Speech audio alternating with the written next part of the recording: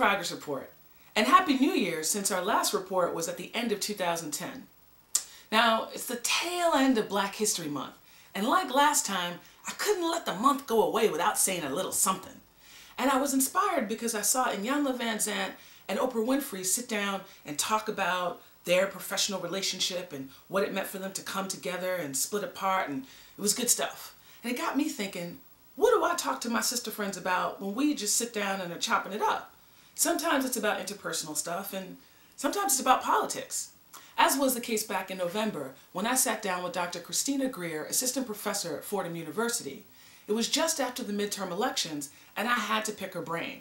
Brilliant political mind, I needed to know what she thought of those midterm elections. So I wanted to share some of that conversation with y'all in honor of Black History Month. Now, you might say, we talked in November, why am I showing you the footage now in the spring? Okay, I just want to acknowledge that we all operate on our own time. Some of us have culturally specific time. Some of us have daylight savings time. What I want you to know is that this interview is coming at the right time. And it turns out that the things we were talking about in November are absolutely relevant today. Check it out.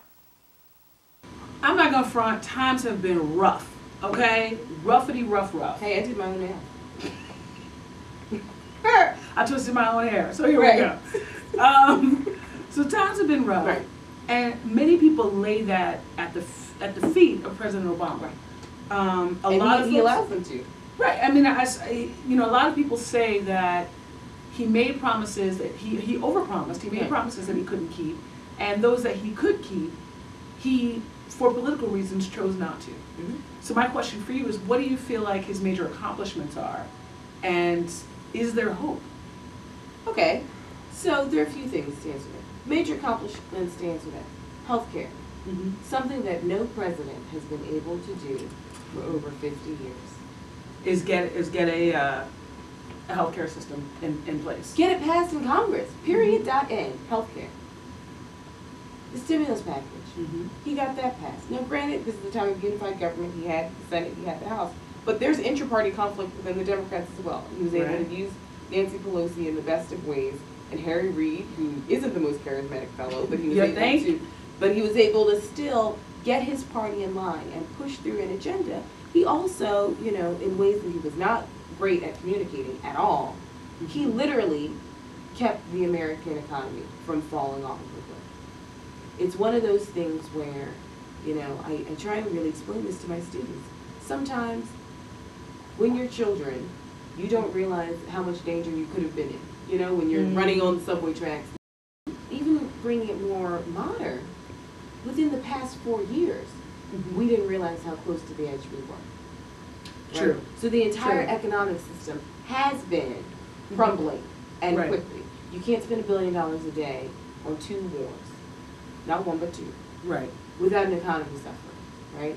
You can't sort of fall behind in the technological age and try and prop up an entire state based on cars that nobody's buying anymore. Right. At least not from your country. Right? So there are a lot of things where the Democrats in power did not clearly articulate to the American people to say, listen, I just saved your tail. Mm-hmm. You had no clue how badly this stimulus package was needed. This is why I had to bail out the banks.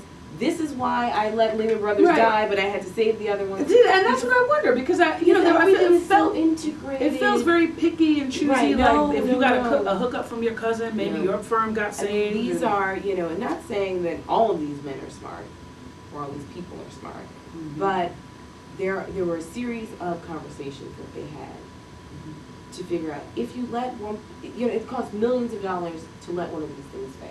Right. You have to pay to let these things fail. Or you have to pay to let it survive. And the choices that were made, for better or for worse, some were able to be let go, Lehman Brothers. Others, they supported, right? The car industries.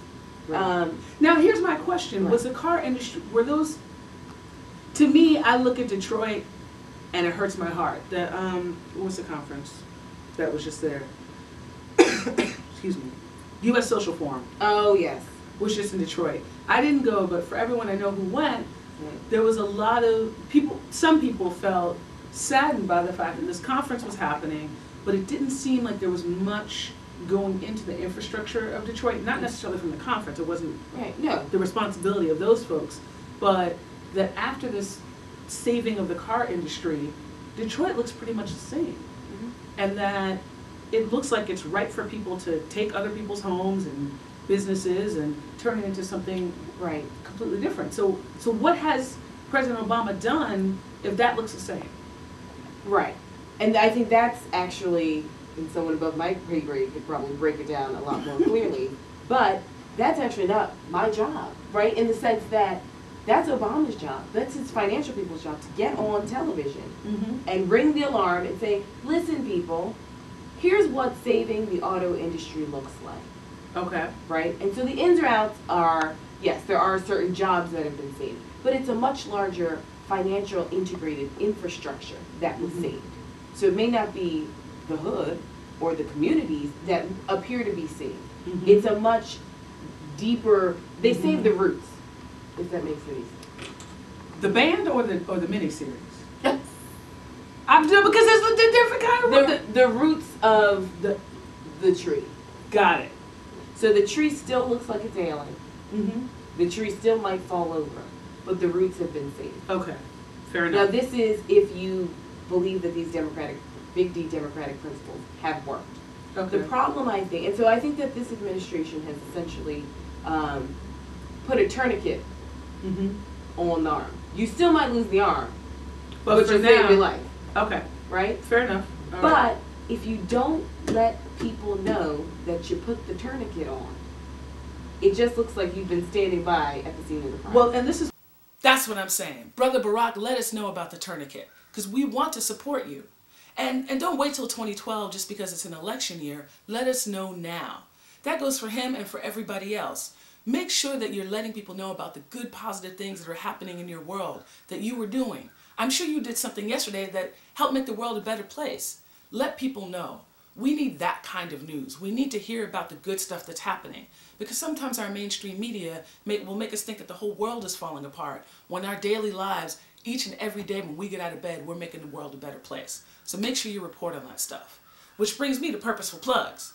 This last week I had my first opportunity to do a live stream broadcast with Clags as part of their series. This one was called Belly Laugh, and it featured myself and Robin Cloud talking about, we did some stand-up, and then we talked about our lives as Black, queer, female comedians in the business, in the world, touring around.